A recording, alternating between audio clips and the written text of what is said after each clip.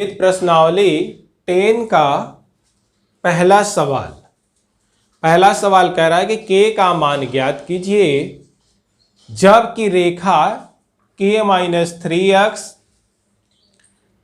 Minus 4 minus k square y plus k square minus 7k plus 6 equal to 0 x अक्ष के समांतर हो, y अक्ष के समांतर हो और मूल बिंदु से जाता हो। 3 कंडीशन है, तीनों कंडीशन में k का मान निकालना है। तो सबसे पहले इस रेखा की प्रवणता लिखेंगे। रेखा एक की प्रवणता, तो रेखा एक की प्रवणता यम बराबर क्या होगा, माइनस एक्स का गुणांक और बटे क्या, y का गुणांक, x का गुणांक बटे y का गुणांक, यह फार्मूला होता है। तो रेखा की प्रवणता हो जाएगी माइनस एक्स का गुणांक तो k माइनस 3 अपॉन y का गुणांक, तो माइनस, यहां पर जरा देखेंगे y का गुणांक क्या है, माइनस है 4 माइनस के स्क्वायर। तो देखेंगे माइनस x का गुणांक अब बटे क्या, y का गुणांक, यह रेखा की प्रवणता होती है। माइनस माइनस से क्या करेगा, कट जाएगा। तो यम इक्वल टू आएगा k minus 3 upon 4 minus k square. इसको बनाएंगे इक्वेशन 2। अब रेखा कह रहा है कि x अक्ष के समांतर है। जब रेखा x अक्ष के समांतर रहेगा तो कोण कितना बनेगा, 0 डिग्री। यहां पर ऐसे जरा देखें, इस तरह से x डैश y डैश, यह x डैश है। रेखा कह रहा है कि x अक्ष के समांतर है, यह रेखा x अक्ष के समांतर है। तो जब रेखा x अक्ष के समांतर है तो x अक्ष से इसका कोण कितना बनेगा, थीटा बराबर 0 डिग्री। तो इसलिए प्रवणता यानी tan थीटा बराबर tan 0 और बराबर कितना, 0। तो इसकी प्रवणता कितनी हो जाएगी, 0 पहले केस में। तो यहां पर लिखेंगे चूंकि रेखा x अक्ष के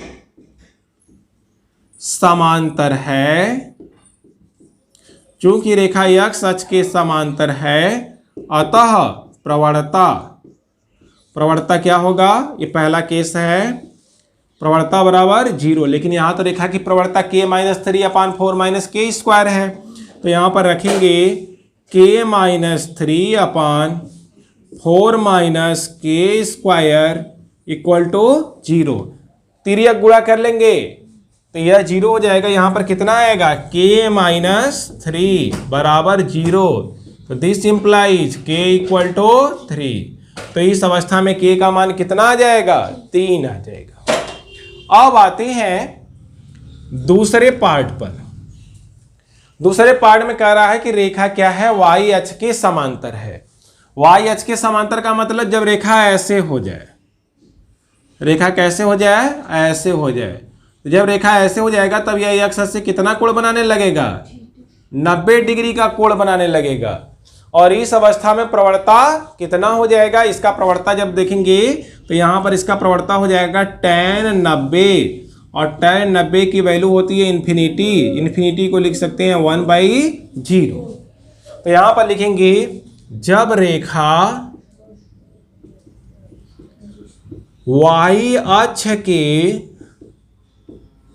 y अक्ष के समांतर है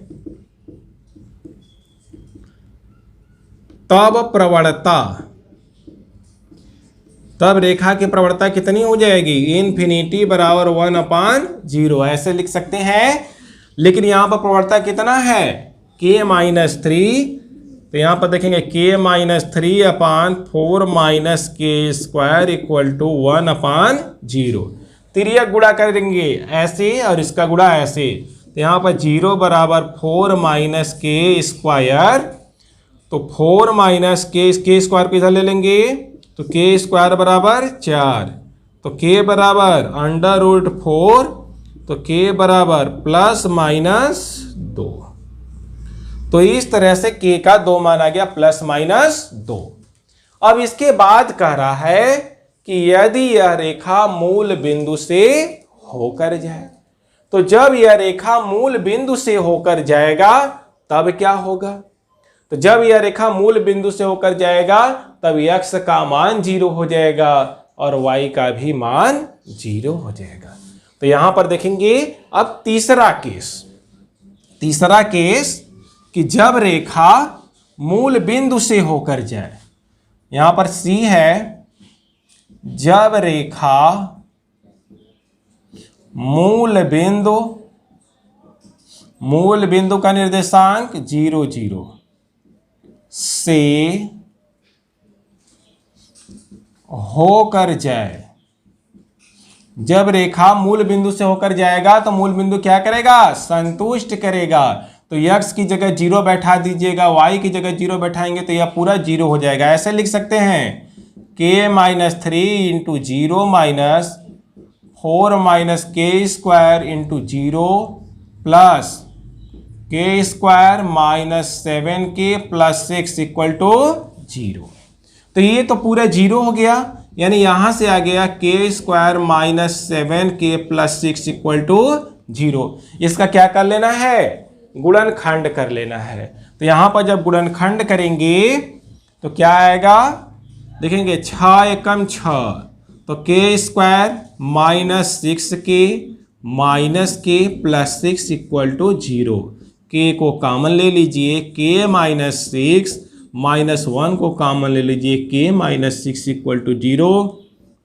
इसमें से के माइनस 6 कॉमन हो जाएगा तो के माइनस 1 यहाँ बचेगा इक्वल टू 0। तो यहाँ से के का क्या मान आएगा? 2 मान आएगा। जब के माइनस 6 इक्वल टू 0 तो के इक्वल टू 6, जब के माइनस 1 इक्वल टू 0 तो के इक्वल टू 1।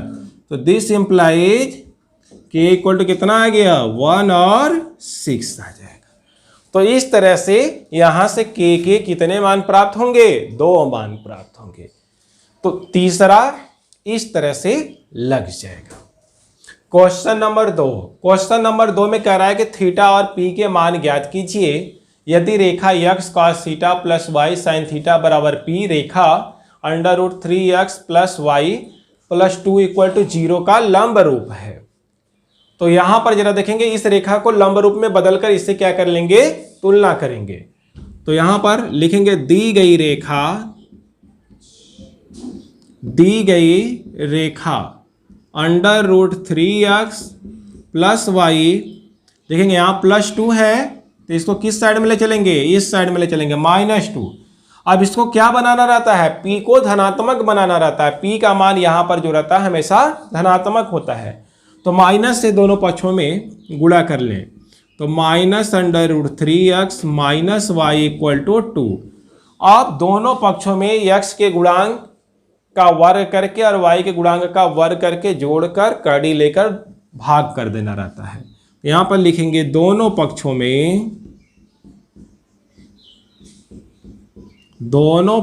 में अंडर रूट, देखेंगे यहां पर -√3 का स्क्वायर प्लस -1 का स्क्वायर बराबर, यहां पर जरा देखें इसका वर्ग करेंगे 3, इसका वर्ग करेंगे 1, कितना आएगा? 4। 4 का मतलब 2 से भाग देने पर क्या करेंगे? इससे भाग दे देंगे। दोनों पक्षों में जब भाग देंगे तो -√3/2x माइनस 1/2y और इक्वल टू 2/2 आएगा। अब यहां पर ये क्या होता है? cos थीटा होता है। और देखेंगे x cos alpha plus y sin alpha बराबर p। तो इसको थोड़ा सा और बदल लें, √3/2x minus 1/2y equal to 1। यह बना समीकरण 1। और यहां पर दिया हुआ है x cos theta plus y sin theta बराबर p। यह लंब रूप में रेखा का समीकरण दिया हुआ है। तो अब तुलना करेंगे, यहां पर लिखेंगे क्या? तुलना करने पर p का मान कितना हो गया? 1 हो गया। और cos थीटा बराबर -√3/2 हो गया। तो cos थीटा का ऐसा मान रखिए कि sin थीटा भी क्या रहे, ऋणात्मक रहे। तो यहां पर हम देख सकते हैं कि थीटा इक्वल टू कितना हो जाएगा, 180 प्लस, देखेंगे cos 30 का मान होता है √3/2, तो 180 प्लस 30 यहाँ पर हो जाएगा थीटा इक्वल टू 180 प्लस 30, यानी थीटा बराबर हो जाएगा 210 डिग्री। तो इस तरह से लिख सकते हैं।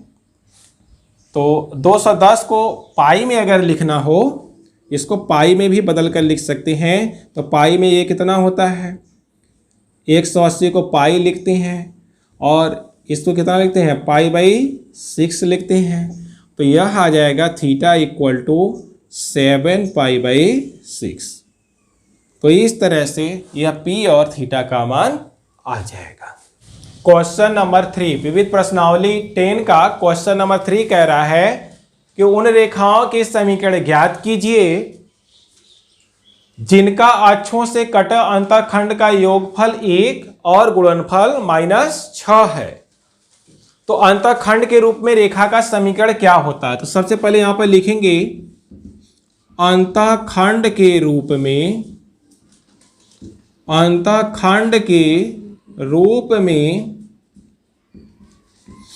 रेखा का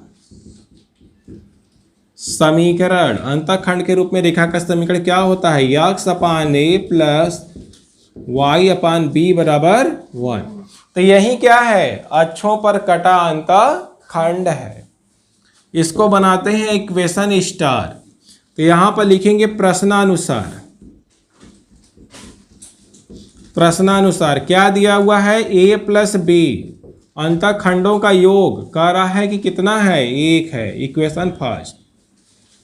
फिर कह रहा है इनका गुणनफल, तो गुणनफल का मतलब a इंटू बी बराबर कितना है, -6 है। इसको बनाएंगे इक्वेशन 2। अब यहां से a या b का मान यहां पर रख दें। तो लिखेंगे समीकरण 1 से b का मान 2 में रखने पर, समीकरण 2 में रखने पर b का मान रख दीजिए, यहां से उठाकर यहां पर रखना है। तो देखो भाई a हो जाएगा और b की जगह क्या लिखेंगे, b की जगह लिखेंगे a-1। देखेंगे b इक्वल टू क्या हो जाएगा, 1 - a यहां पर आएगा। यह क्या हो जाएगा, 1 - a इक्वल टू -6। यहां पर जा देखें b इक्वल टू क्या हो जाएगा, 1 - a। मान रख देंगे, इसका गुणा करेंगे। जब गुणा करेंगे तो a-a² और इसको इस साइड में ले लेंगे, यहां पर ले लेंगे तो -6। इन सबको उस साइड में ले चलिए। तो यहां पर हो जाएगा, देखेंगे a² - a-6 इक्वल टू 0। इन सबको जब उधर ले चलेंगे तो इसका चिन्ह क्या करेगा, बदल जाएगा। -a² से +a² -a, ये -6 पहले से है। अब इसका गुणनखंड करेंगे, 3 दूना 6, तो a² -3a plus 2a -6 equal to 0। a को कॉमन ले लीजिए तो a-3, यहाँ से +2 को कॉमन ले लीजिए, a-3 इक्वल टू 0, a + 2 और a-3 इक्वल टू 0। तो लिखेंगे जब a + 2 equal to 0, a equal to -2, a equal to -2 आ गया। अतः b इक्वल टू, यहां से जरा देखेंगे, यहीं पर b, a का मान रखेंगे -2, तो b इक्वल टू कितना हो जाएगा, 3। This implies b equal to 3। अतः रेखा का समीकरण,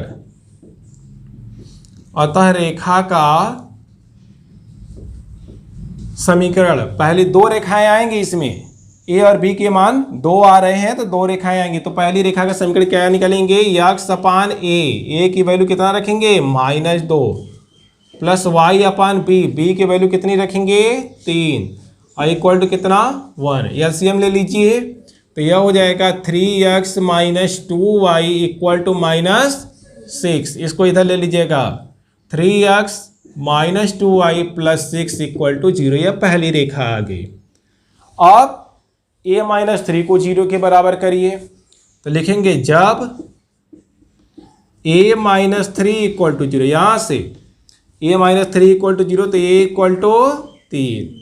अतः b बराबर, a का मान यहाँ पर रखिएगा 3, तो b का मान कितना हो जाएगा -2। अतः रेखा का समीकरण क्या हो जाएगा, देखेंगे x अपान a की वैल्यू कितना रखेंगे 3, प्लस y अपान b की वैल्यू -2 इक्वल टू कितना 1। अब लघुत्तम लेंगे तो -2x plus 3y equal to कितना -6 आ जाएगा। इसको इधर लिख लीजिए, तो यहाँ पर ऐसे हो जाएगा, देखेंगे 3y minus 2x plus 6 equal to 0। यह दूसरी रेखा का समीकरण आ जाएगा।